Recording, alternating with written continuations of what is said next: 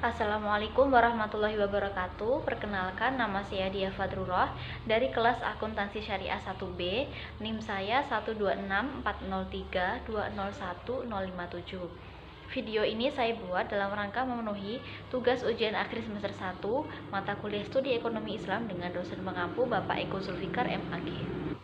Materi pertama yang akan saya bahas pada video ini adalah Ragam Ekonomi Islam 2. Subbab pertama yang akan saya bahas adalah mengenai murabahah. Murabahah secara bahasa berasal dari kata aribahu yang berarti an-nama, yang berarti tumbuh atau berkembang.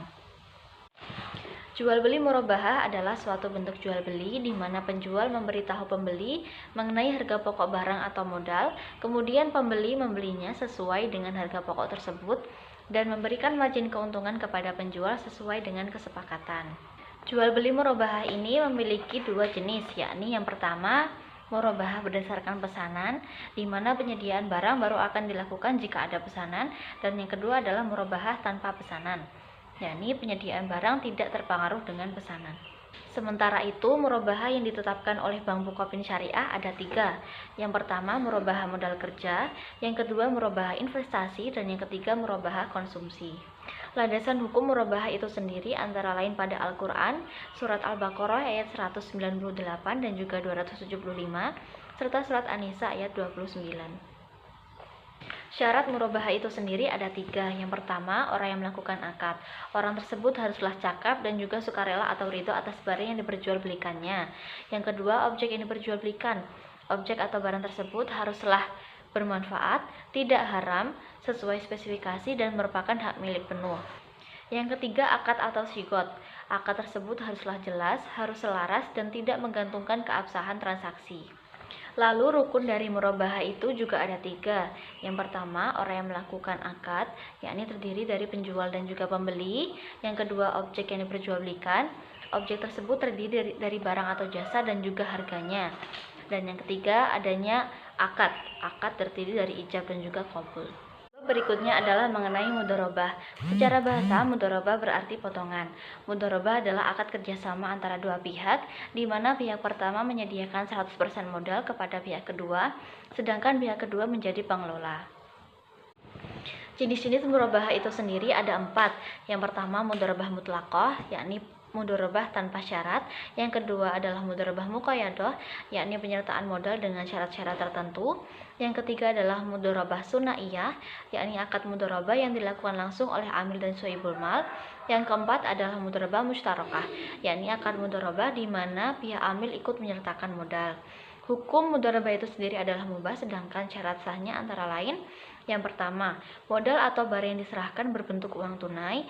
Yang kedua, bagi orang yang melakukan akad disyaratkan mampu melakukan tasyaruf. Yang ketiga, modal harus jelas. Yang keempat, presentase keuntungan harus jelas. Dan yang kelima, melafalkan ijab dan juga qabul. Sebab berikutnya adalah materi mengenai riba. Riba adalah lebihan nilai harta yang ditentukan secara tidak adil dengan tanpa adanya kesepakatan harga yang terjadi dalam transaksi tukar-menukar antara harta dengan harta, baik berupa uang maupun barang. Hukum dari riba itu sendiri jelas haram. Dasar hukumnya antara lain pada surat Al-Baqarah ayat 275 sampai dengan 279. Subbab terakhir yang akan dibahas adalah mengenai rahan atau pegadaian. Rahan secara bahasa berarti tetap dan kekal. Rahan adalah perjanjian penyerahan barang sebagai bentuk jaminan atas utang sehingga orang yang bersangkutan boleh mengambil utang. Syarat rohan atau gadai ini ada tiga. Yang pertama, para pihak harus berakal. Yang kedua, sudah balik. Dan yang ketiga, tidak terpaksa. Materi berikutnya yang akan saya bahas pada video kali ini adalah mengenai lembaga ekonomi Islam. Sebab yang pertama adalah perbankan berbasis Islam. Bank Islam adalah lembaga keuangan yang usaha pokoknya memberikan pembiayaan dan jasa-jasa lainnya dalam lalu lintas pembayaran serta peredaran uang yang pengoperasiannya disesuaikan dengan prinsip syariat Islam. Peranan bank syariah antara lain: yang pertama, menjadi perekat nasionalisme baru. Bank syariah dapat menjadi fasilitator aktif bagi terbentuknya jaringan usaha ekonomi kerakyatan. Lalu yang kedua, memberdayakan ekonomi dan operasi secara transparan. Sebab berikutnya adalah pegadaian berbasis Islam. Pegadaian syariah atau ar-rahan adalah menahan salah satu harta milik si peminjam sebagai jaminan atas pinjaman yang diterimanya. Pegadaian syariah ini menggunakan dua akad, yakni akad rohen dan akad ijaroh. Akad rohen menahan harta milik si peminjam sebagai jaminan, sedangkan akad ijaroh yakni pemindahan hak guna atas barang dan atau jasa. Rukun gadai ini ada 4. Yang pertama ada ijab qabul, yang kedua ada rohin dan murtahin, yang ketiga ada marhun, dan yang keempat ada marhun bih. Lalu syarat sah gadai ada 4. Yang pertama sigot, yang kedua berakal, yang ketiga barang yang dijadikan pinjaman, dan yang keempat adalah marhun bih. Subbab berikutnya adalah koperasi berbasis Islam. Koperasi adalah usaha bersama untuk memperbaiki nasib penghidupan ekonomi berdasarkan asas tolong-menolong. Prinsip-prinsip koperasi yang pertama yaitu keanggotaan bersifat sukarela dan terbuka. Yang kedua yakni pengelolaan dilakukan secara demokrasi. Yang ketiga pembagian SHU diatur menurut jasa masing-masing anggota. Yang keempat adanya pembatasan bunga atas modal. Dan yang kelima adanya kemandirian. Sedangkan nilai-nilai koperasi dalam syariat Islam antara lain, yang pertama bersifat sukarela, yang kedua bersifat terbuka, yang ketiga terdapat nilai keadilan dan kesetia kawanan, yang keempat terdapat nilai kejujuran, keterbukaan, tanggung jawab sosial, dan kepedulian. Subbab terakhir yang akan saya bahas pada materi lembaga ekonomi Islam ini adalah lembaga zakat, infak, dan wakaf. Zakat merupakan sesuatu yang wajib dikeluarkan oleh setiap muslim dan diserahkan pada orang yang berhak menerimanya, yang standarnya telah ditentukan oleh syariat Islam dan berfungsi untuk mensucikan jiwa dan harta yang diperolehnya.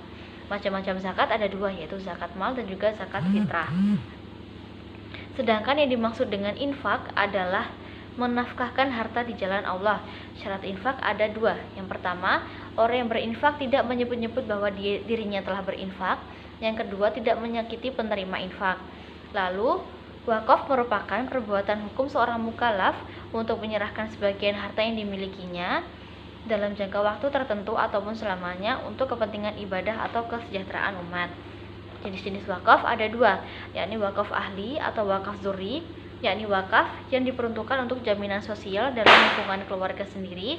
Lalu yang kedua adalah wakaf khairihi, yakni wakaf yang ditujukan untuk amal sosial. Materi selanjutnya yang akan saya bahas pada video ini adalah studi komparasi ekonomi Islam. Subbab pertama yakni ekonomi Islam dan ekonomi liberal. Sistem ekonomi Islam adalah suatu sistem ekonomi yang didasarkan pada ajaran dan nilai-nilai Islam. Sedangkan ekonomi liberal adalah teori ekonomi yang diuraikan oleh tokoh-tokoh penemu ekonomi klasik. Ekonomi liberal dapat juga diartikan sebagai sebuah sistem bergerak menuju pasar bebas dan sistem ekonomi berpaham perdagangan bebas yang bertujuan menghilangkan kebijakan ekonomi proteksionalisme. Perbedaan ekonomi Islam dan ekonomi kapitalis antara lain yang pertama pada persoalan ekonomi.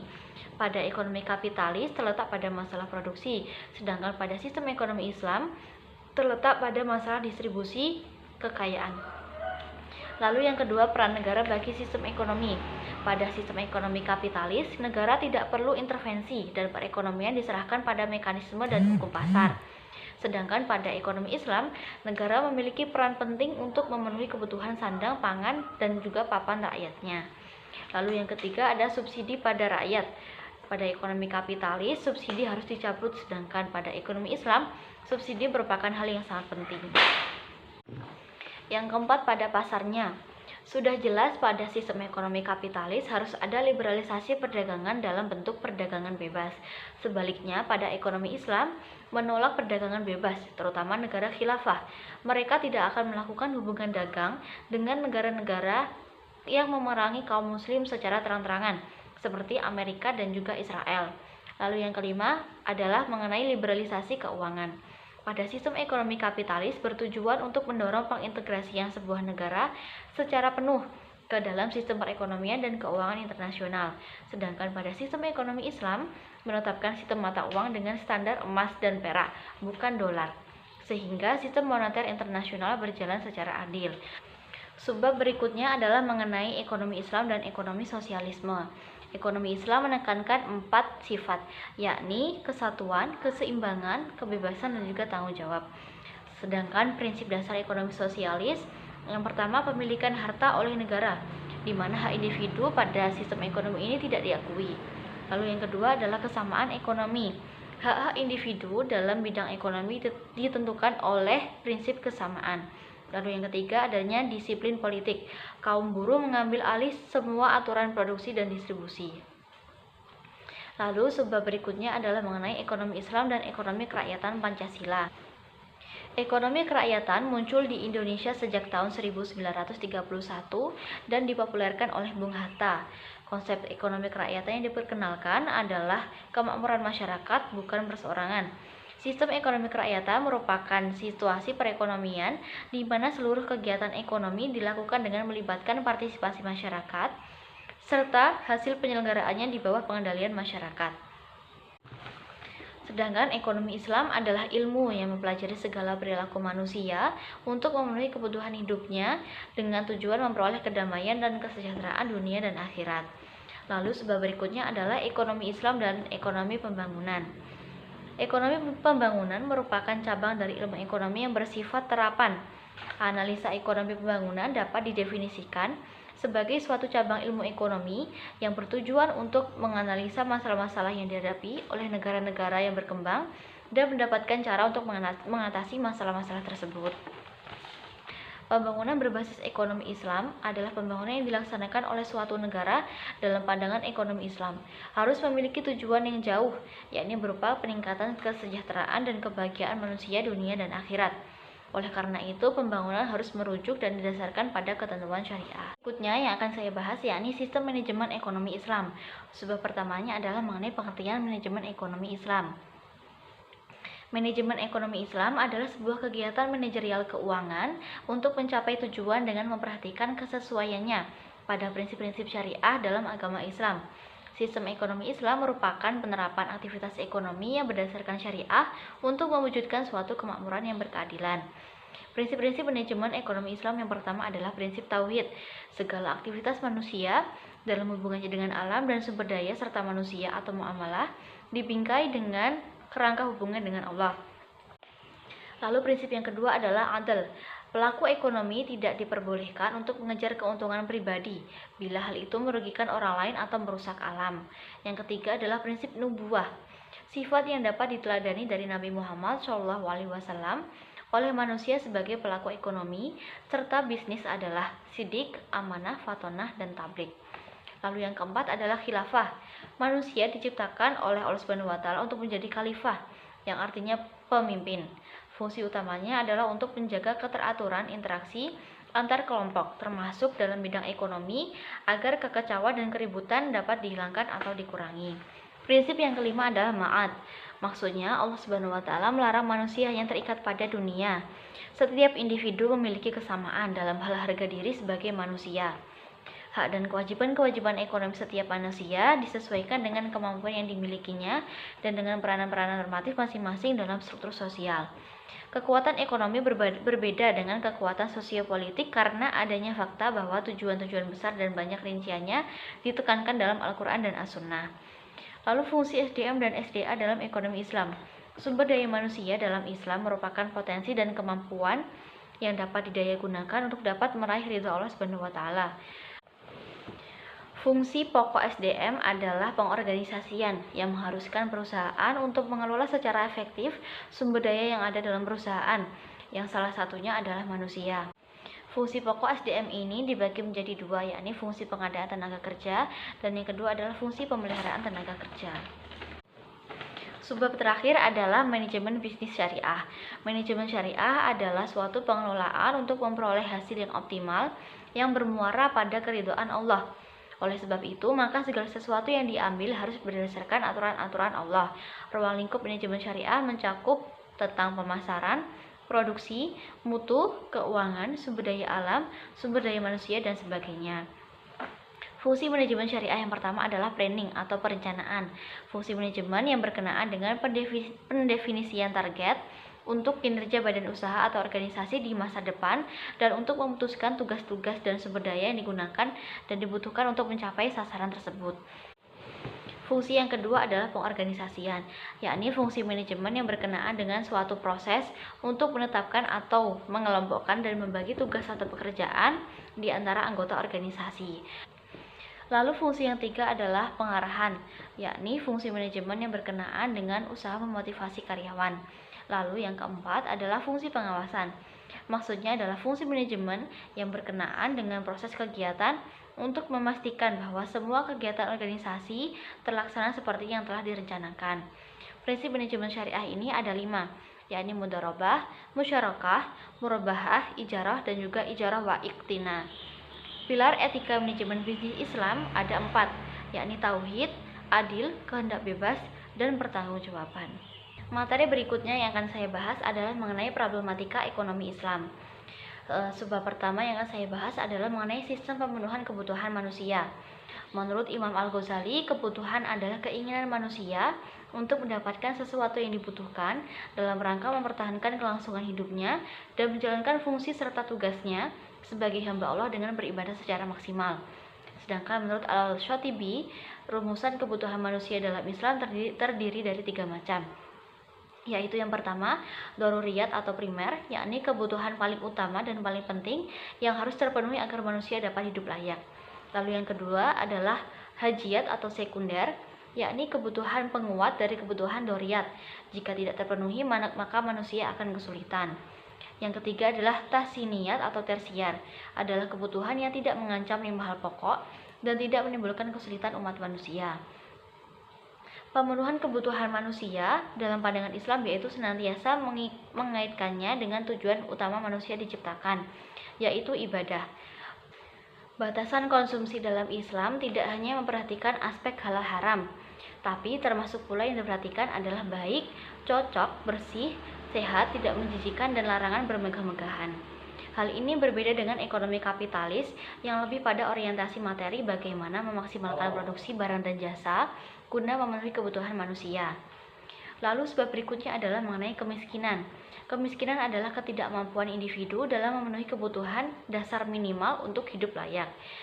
Penyebab kemiskinan ini ada beberapa hal, antara lain yang pertama penyebab individual atau patologis, yang kedua penyebab keluarga, yang ketiga penyebab subbudaya atau subkultural, yang keempat penyebab agensi, dan yang kelima penyebab struktural. Dalam menghadapi masalah kemiskinan ini, Islam memberikan solusi yang berupa solusi wajib dan juga solusi anjuran. Solusi wajib ini terdiri dari 3 hal, yakni zakat, infak wajib, dan menolong orang miskin. Lalu solusi anjuran juga terdiri dari 3 hal, yakni sedekah, infak sunnah, dan juga hadiah. Sebab berikutnya adalah mengenai globalisasi dan ekonomi. Proses globalisasi dari sisi ekonomi adalah suatu perubahan di dalam perekonomian dunia yang bersifat mendasar atau struktural dan akan terus berlangsung dalam laju yang semakin pesat mengikuti kemajuan teknologi yang juga prosesnya semakin cepat. Globalisasi dalam Islam tidak mengenal diskriminasi, karena dalam Islam tidak ada kelebihan suatu suku bangsa atas suku bangsa lainnya. Sehingga dalam berinteraksi secara global, Islam menganjurkan untuk tidak diskriminatif. Variabel yang harus dibangun untuk mewujudkan globalisasi ekonomi yang adil antara lain: yang pertama, membangun fondasi keyakinan yang kuat atau akidah. Yang kedua, membangun kekuatan ilmu pengetahuan. Dan yang ketiga, membangun kekuatan ukhuwah dan sinergi.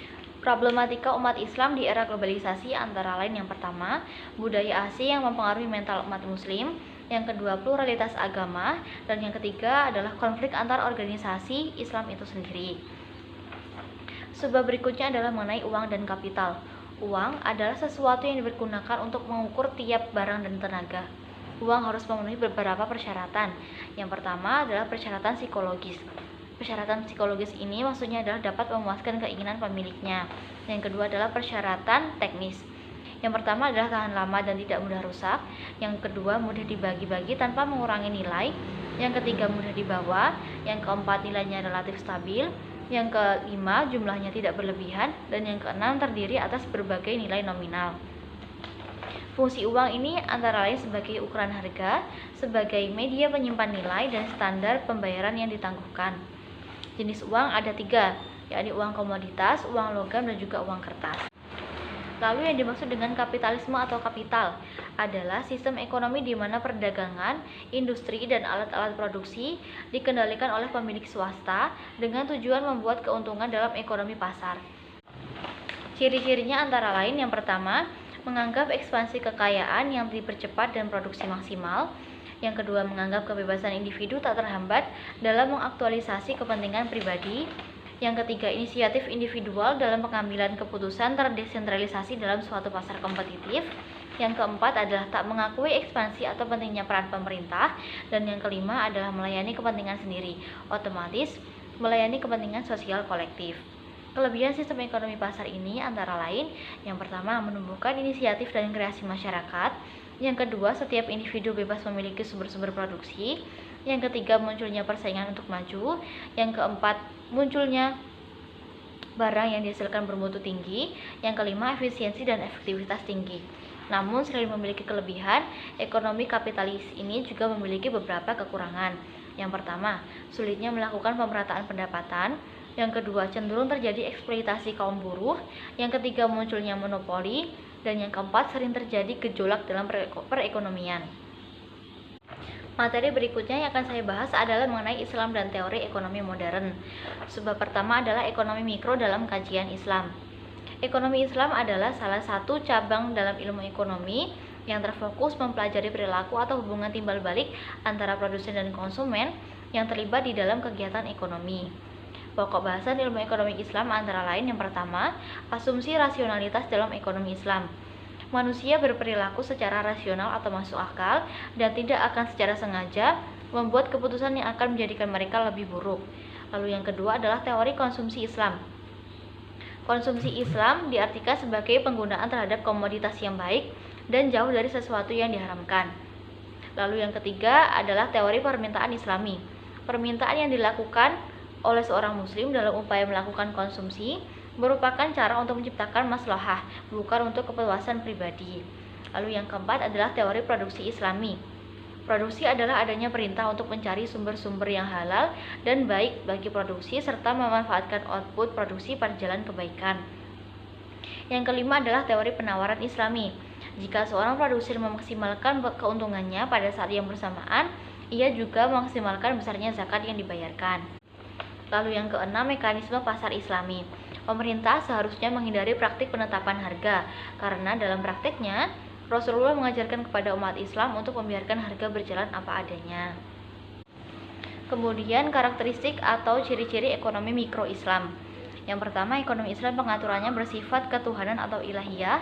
Yang kedua, dalam Islam, ekonomi hanya merupakan satu titik bahagia dari al-Islam secara keseluruhan. Yang ketiga, ekonomi berdimensi akidah atau keakidahan. Yang keempat, berkarakter ta'abudi. Yang kelima, terkait erat dengan akhlak. Yang keenam, elastis. Yang ketujuh, objektif. Yang kedelapan, memiliki tujuan yang lebih tinggi. Yang kesembilan, realistis. Yang kesepuluh, harta kekayaan pada hakikatnya adalah milik Allah. Dan yang terakhir adalah memiliki kecakapan dalam mengelola harta. Subbab berikutnya adalah mengenai ekonomi makro dalam kajian Islam. Ekonomi makro merupakan studi tentang ekonomi secara keseluruhan yang mana menjelaskan perubahan ekonomi yang mempengaruhi banyak masyarakat, perusahaan, dan juga pasar. Ekonomi makro dapat digunakan untuk menganalisis cara terbaik untuk mempengaruhi target-target kebijaksanaan, seperti pertumbuhan ekonomi, stabilitas harga, tenaga kerja, dan pencapaian keseimbangan neraca yang berkesinambungan. Subbab berikutnya adalah mengenai arti pentingnya ekonomi makro Islam. Dalam ekonomi makro terdapat beberapa persoalan yang harus segera diatasi, yaitu yang pertama pengangguran, yang kedua masalah pertumbuhan ekonomi, yang ketiga inflasi, dan juga yang keempat adalah neraca pembayaran. Lalu, ekonomi bisnis digital dalam kajian keislaman.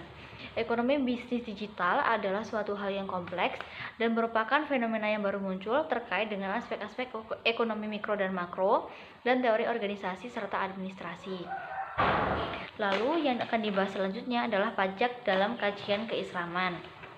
Pajak didefinisikan sebagai kewajiban untuk membayar tunai yang ditentukan oleh pemerintah atau pejabat berwenang yang bersifat mengikat tanpa adanya imbalan tertentu. Segala aktivitas muamalah yang dilakukan oleh seorang muslim haruslah dalam rangka mewujudkan tujuan syariah. Kaidah-kaidah beban pajak antara lain yang pertama, teori keadilan atau persamaan. Dalam kaitannya dengan aspek keadilan dikenal dua prinsip, yaitu prinsip kepuasan atas balas jasa yang diterima wajib pajak atau benefit approach, dan prinsip yang berdasarkan kemampuan membayar pajak atau ability to pay principle. Yang kedua adalah kaidah kepercayaan atau keyakinan. Menurut Adam Smith, pajak harus berdasarkan keyakinan. Dengan demikian, segala hal yang berkaitan dengan nilai harga, nisab, kadar, waktu, dan tindakan-tindakan penghasilan yang berkaitan dengan pajak harus jelas. Yang ketiga adalah kaidah keselarasan. Teori ini menghendaki agar hukum yang berkaitan dengan pajak sesuai dengan kondisi muslim mukallaf, khususnya yang berkaitan dengan batasan waktu atau sebab-sebab penarikan pajak. Lalu yang keempat adalah kaidah ekonomi. Kaidah ini menghendaki agar sikap pemborosan dan upaya maksimal dalam memperoleh hasil pajak atau sarana lain dalam perpajakan dihindari, sehingga manfaat pajak dapat direalisasikan dengan memperkaya hasil pajak. Materi terakhir yang akan saya bahas dalam video kali ini adalah ekonomi Islam dan kesejahteraan masyarakat. Mengingat ekonomi Islam ini memiliki peran yang sangat besar dalam menciptakan kesejahteraan dalam masyarakat. Islam sangat memperhatikan pembangunan ekonomi, namun tetap menempatkannya sebagai bagian dari persoalan yang lebih besar, yakni pembangunan umat manusia. Fungsi utama Islam adalah membimbing manusia pada jalur yang benar dan arah yang tepat. Khursyid Ahmad merumuskan 4 prinsip yang dapat diturunkan dari ajaran Islam sebagai dasar-dasar filosofis pembangunan yang Islami, yakni yang pertama tauhid, yaitu meletakkan dasar-dasar hubungan antara Allah manusia dan antar manusia. Yang kedua adalah rububiyah, yakni menyatakan dasar atas hukum Allah untuk selanjutnya untuk mengatur model pembangunan yang bernafaskan Islam.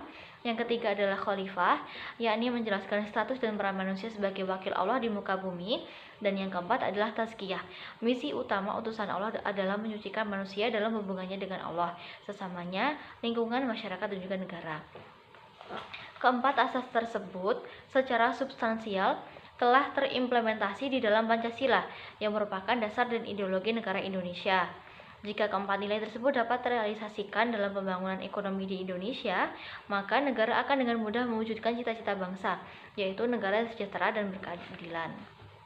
Sistem ekonomi Islam memiliki peluang untuk kembali tampil memberikan solusi terhadap permasalahan ekonomi yang ada untuk menyejahterakan masyarakat. Namun terdapat juga beberapa kelemahan ekonomi Islam yang secara umum merupakan tantangan yang menjadi perhatian untuk umat Islam, yaitu yang pertama, dampak globalisasi, yang kedua, persaingan di bidang layanan atau servis, termasuk di bidang teknologi informasi. Yang ketiga, dukungan setengah hati dari pemerintah. Yang keempat, terbatasnya SDM yang andal. Dan yang kelima, pemahaman masyarakat tentang lembaga keuangan syariah dan bunga bank haram. Untuk itu perlu 3 hal yang harus dimiliki oleh umat Islam, yakni iman yang kuat, yang kedua ilmu dan teknologi yang baik, dan yang ketiga ekonomi yang kokoh. Sekian video yang dapat saya buat dalam memenuhi tugas ujian akhir semester 1 ini.